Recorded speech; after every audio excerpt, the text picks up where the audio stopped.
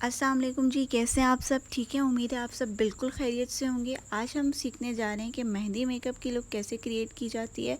सबसे पहले मैंने अपने क्लाइंट की स्किन को क्लेंस, टोन और मॉइस्चराइज़ कर लिए।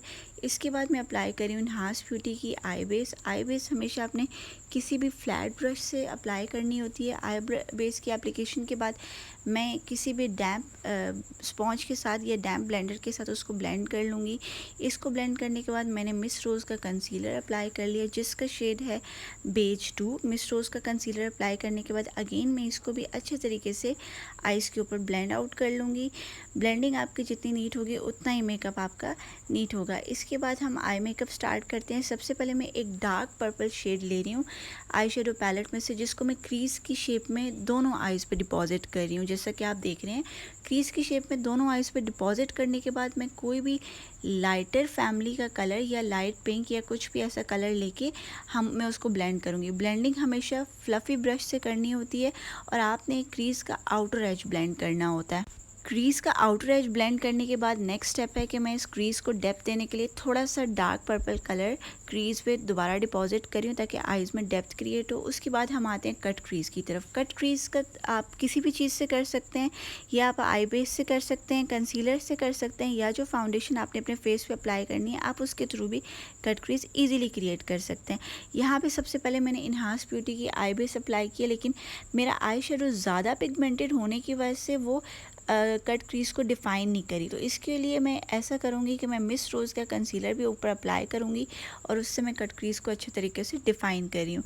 मिस रोज़ का कंसीलर मैंने अप्लाई करना है, उसके बाद ब्रश से मैं इसको कट क्रीज़ की शेप में फैलाऊँगी और ताकि मेरी कट क्रीज़ प्रॉपर डिफ़ाइन और शेप में आ जाए। आप देख रहे हैं मैं कट क्रीज़ किस तरह से बना रही हूँ। मैं इसको ड्रॉ नहीं कर रही, मैं ब्रश से सिर्फ उसकी स्टैम्पिंग कर रही हूँ और उसको शेप दे रही हूँ आइज़ की नेचुरल शेप के हिसाब से, बिल्कुल वैसे जैसे मैंने कट क्रीज़ बनाई है। आपकी कट क्रीज़ भी सिमिलर ऐसी होनी चाहिए। इसके बाद हमने इसको ब्लेंड कर लिया ब्यूटी ब्लेंडर से। ब्लेंड करने के बाद नेक्स्ट स्टेप है कि हमने पाउडर से इसको लॉक कर लिया। ब्रश से हमने पाउडर अप्लाई किया। यहाँ पे पाउडर की क्वांटिटी बहुत कम होनी चाहिए। इसके बाद मैं यूज़ कर रही हूँ क्लेज़ोना की सीलर ग्लू। क्लेज़ोना की सीलर ग्लू हमेशा से बहुत अच्छी है, ये आपकी स्किन को बिल्कुल पैची नहीं करती आई शेडो को। इसके ऊपर मैं इन्हांस ब्यूटी की स्पार्कलिंग डस्ट यूज़ कर रही हूँ, जिसका शेड है गोल्डन। इसको मैंने ब्रश पे लेके आइज़ के ऊपर डैब डैब करके अप्लाई करना है। यहाँ पे आपने इसको ब्लेंड आउट नहीं करना। फिर लिक्विड ग्लिटर लेके मैं क्रीज़ को अच्छे तरीके से ग्लिटर की जो लाइन है आउटर लाइन उसको अच्छे तरीके से डिफ़ाइन और नीट कर रही हूँ। ठीक है, इसको नीट करने के बाद नेक्स्ट जो हमारा स्टेप है वो है आईलाइनर का। हम आईलाइनर की एप्लीकेशन करेंगे। आईलाइनर के लिए सबसे पहले हमने एक बेस बनानी होती है लाइनर की, जिसके ऊपर हम लैश अप्लाई कर सकें। ये बेस इसलिए ज़रूरी होती है ताकि हम अगर लैश अप्लाई करते हैं तो उसके नीचे आइज़ की जो स्किन है वो विजिबल ना हो। तो उसकी विजिबिलिटी को कम करने के लिए हमें आईलाइनर की सबसे पहले बेस क्रिएट करनी पड़ती है और फाइनल आईलाइनर जो है वो हम मेकअप के लास्ट में लगाते हैं फाइनल लुक देने के लिए, जब हम टचिंग करते हैं। इसके बाद हम क्लाइंट की नेचुरल आईलैशेस को अच्छे तरीके से कर्ल कर लेंगे। कर्ल करने के बाद हम इस पे फॉल्स लैश अप्लाई करेंगे। फॉल्स लैश के लिए जो मैं ग्लू यूज़ कर रही हूँ अगेन एंड अगेन वो MJ मिराकी की है, जो कि बहुत अच्छे रिजल्ट्स के साथ है। इसके बाद मैं लश ऑर्गेनिक्स का H2O मॉइस्चराइजिंग जेल यूज़ कर रही हूँ इनके फेस को मॉइस्चराइज़ करने के लिए। आज जो स्किन टाइप हमारे पास है ये बेसिकली ड्राई स्किन है, तो इसको डीप मॉइस्चराइज़ करना बहुत ज़रूरी है। नेक्स्ट स्टेप है जी प्राइमर का। प्राइमर हमेशा उन एरियाज़ पे अप्लाई होता है जहाँ पे ओपन पोर्स होते हैं या जो स्किन का उस एरिया पे जो थोड़ा सा रफ होता है उसको स्मूथ करने के लिए या थोड़ा ब्लरी इफेक्ट देने के लिए हम प्राइमर को यूज़ करते हैं। इसके बाद मैं MLI की फाउंडेशन यूज़ करूँगी जिसका शेड है 02, मगर उससे पहले मैं मी फॉरएवर के कंट्रोल पैलेट से इनकी कंसीलर पैलेट से इनकी कंसीलिंग कर रही हूँ। कंसीलिंग आप देख रहे हैं जो इनके फेस के डल एरियाज से, जैसे आइज़ के नीचे है, लिप्स का एरिया है, चीक्स का एरिया है, उनको मैंने अच्छे तरीके से कंसील कर लिया। उसके बाद ब्लेंड कर लिया। इसके बाद बारी है जी फाउंडेशन की। फाउंडेशन में MLI की फाउंडेशन इनको अप्लाई करें जिसका शेड है 02, जो कि ज़्यादा फेयर नहीं है, मीडियम टोन के लिए है। फाउंडेशन को आपने अच्छे तरीके से एक डैम्प ब्यूटी ब्लेंडर से ब्लेंड कर लेना है। फाउंडेशन की या बेस की ब्लेंडिंग बहुत ज़रूरी है। आप जितनी अच्छी है, जितने सॉफ्ट हैंड से ब्लेंडिंग करेंगी, आपका मेकअप उतना ही आउटस्टैंडिंग आएगा। और जितना ब्लेंडिंग आपकी कम होगी, उतनी स्किन आपकी पैची और पिगमेंटेड लगेगी। तो अच्छे तरीके से आपने फाउंडेशन को या बेस को ब्लेंड कर लेना है, स्पेशली नोज़ के एरियाज़, जो लिप्स के गिर्द एरियाज़ हैं, जो अंडर आई के एरियाज़ हैं, उनको अच्छे तरीके से आपने कवर अप कर लेना है ब्लेंडिंग से। ब्लेंडिंग के बाद नेक्स्ट स्टेप है जी हमारा कंसीलिंग का। यहाँ पे हम कुछ फेस के एरियाज़ को हाईलाइट करने के लिए एक लाइटर टोन का कंसीलर यूज़ कर रहे हैं। अगेन मैं मिस रोज़ का कंसीलर यूज़ कर रही हूँ। यहाँ पे कंसीलर की एप्लीकेशन के बाद उसको फौरी तौर पे मैं ब्लेंड कर रही हूँ। याद रखिएगा, कंसीलर की एप्लीकेशन हमेशा पाउडर से पहले होती है। जब आप बेस अप्लाई कर लेती हैं, उसके बाद आपने कुछ एरियाज़ को हाईलाइट करने के लिए आपने लाइटर टोन का कंसीलर यूज़ करना होता है। तो ये कंसीलर हमेशा बेस की एप्लीकेशन के बाद होता है। मुझे लग रहा था कंसीलर आइज़ के साथ से कुछ कम है, तो मैंने फ़र्दर उसको अप्लाई करके ब्लेंड आउट कर लिया। कंसीलर की ब्लेंडिंग हमें हमेशा आपने आउटवर्ड रखनी है। ब्लेंडिंग के बाद नेक्स्ट स्टेप है कि हम बेस को पाउडर से लॉक करेंगे।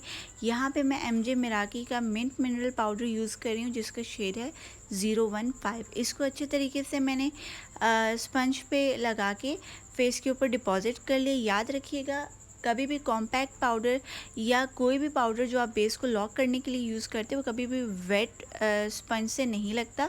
उसके लिए स्पंज हमेशा ड्राई होना चाहिए। अगर आप वेट स्पंज यूज़ करेंगे तो आपकी बेस जो है वो पैची हो सकती है और केकी सी लुक दे सकती है। इसके बाद मैं जो एक्स्ट्रा पाउडर था उसको अच्छे तरीके से डस्टिंग ब्रश से डस्ट ऑफ कर लूँगी। अब बारी है लोअर आई के मेकअप की। जो कलर मैंने ऊपर डिपॉजिट किया था, अगेन मैं उसको लोअर आई लिड पे भी डिपॉजिट कर लूँगी। इसको डिपॉजिट करने के बाद मैंने उसका आउटर एज अगेन ब्लेंड कर लेना है एक फ्लफ़ी ब्रश के साथ। ब्लेंडिंग हमेशा फ्लफ़ी ब्रश के साथ होती है। इन्हांस ब्यूटी का ब्लैक काजल यूज़ कर रही हूँ मैं, जो कि मैं आइज़ के अंदर भी यूज़ करूँगी और लाइनर को फाइनल टचिंग देने के लिए भी यूज़ करूँगी। ये बहुत अच्छा काजल है, वाटरप्रूफ है और बहुत लॉन्ग लास्टिंग है। काजल की एप्लीकेशन इनर आई में करने के बाद मैं लाइनर के तौर पे उसे अप्लाई कर रही हूँ। आपकी लाइनर की फ़ाइनल टचिंग बिल्कुल नीट होनी चाहिए, स्ट्रेट लाइन होनी चाहिए और विंग भी बहुत नीटली ड्रॉ होना चाहिए। इसके बाद मैं आईब्रोज़ बनाऊँगी। आईब्रोज़ में ब्राउन एक्वा से बनाती हूँ। उसके बाद नेक्स्ट स्टेप हमारा है कंटोर का। फेस पे हल्की फुल्की कंटोरिंग की ज़रूरत थी, तो मैं क्रिस्टीन की कंटोर पैलेट यूज़ कर रही हूँ। क्रिस्टीन की कंटोर पैलेट से मैंने फ़ेस को कंटोर कर लिया। बेसिकली ये पाउडर कंटोर है, आप चाहें तो क्रीम कंटोर भी यूज़ कर सकते हैं। इसके बाद मैंने ब्रो बोन को हाईलाइट कर लिया अच्छे तरीके से एक अच्छे से हाईलाइटर से। अब बारी है ब्लश की। ब्लश मैं यूज़ कर रही हूँ यहाँ पे किसी ब्रांड का, लेकिन अभी मुझे याद नहीं है किस ब्रांड का है। ब्लश की एप्लीकेशन के बाद हम आएंगे हाइलाइटर की एप्लीकेशन की तरफ। ब्लश आप चाहें तो आप अपनी पसंद की किसी भी कलर का ब्लश ऑन अप्लाई कर सकती हैं। ब्लश के बाद मैं हाईलाइट सेटिंग स्प्रे करूँगी। सेटिंग स्प्रे में यूज़ करती हूँ ब्यूटीफाई बाय आमना की विटामिन C सेटिंग स्प्रे। तो जिस स्क्रीन पे आपको नज़र आ रहा है ब्यूटीफाई बाय आमना का विटामिन C सेटिंग स्प्रे। इसके बाद हाइलाइटर की मैं टचिंग कर रही हूँ। हाइलाइटर अपने चीक बोन, नोज़ की टिप, चिन पे और इसके अलावा फोरहेड के एरियाज़ पे अप्लाई कर लेना है जहाँ पे आप अच्छा ग्लो चाहते हो। हाइलाइटर का ग्लो मुझे थोड़ा कम लगा, तो मैंने इस पे एक आई शेडो की भी ब्लेंडिंग कर ली ताकि ये थोड़ा ज़्यादा ग्लोई हो जाए। इसके बाद बारी है लिपस्टिक की। लिपस्टिक इस लुक में मैं थोड़ी सॉफ्ट रखूँगी क्योंकि आइज़ थोड़ी ड्रामेटिक हैं, आइज़ थोड़ी हैवी हैं, तो लिपस्टिक का सॉफ्ट होना बहुत ज़रूरी है। लिपस्टिक अगर हैवी होगी तो मेकअप की लुक बहुत अच्छी नहीं आएगी। तो एक अगर आप आइज़ को अच्छे से क्रिएट करते हैं या ज़्यादा हैवी लुक देते हैं, तो लिप्स को हमेशा आपने थोड़ा सॉफ्ट लुक देनी है। तो सबसे पहले मैंने यहाँ लिपस्टिक अप्लाई की। ये लिपस्टिक के पैलेट्स हम खुद बनाते हैं, डिफरेंट शेड्स को मिक्स आउट करके हम शेड्स क्रिएट करते हैं। इसके ऊपर मैं एक मैट ग्लॉस की एप्लीकेशन कर रही हूँ। आप चाहें तो अपनी पसंद का कोई भी कलर यहाँ पे अप्लाई कर सकते हैं। उम्मीद है आपको मेरा काम बहुत अच्छा लगा होगा। अगर आपने मेरे चैनल को सब्सक्राइब नहीं किया तो लाइक भी कर दें इस वीडियो को और सब्सक्राइब भी करें और हमारे साथ जुड़े रहें मज़ीद ऐसी वीडियोज़ देखने के लिए और घर बैठे मेकअप सीखने के लिए। तो जी फाइनल में मैं मस्कारा की टचिंग कर रही हूँ अपर और लोअर लैश में। मस्कारा की एप्लीकेशन के बाद ये रही हमारी मॉडल की फ़ाइनल लुक। उम्मीद है आपको बहुत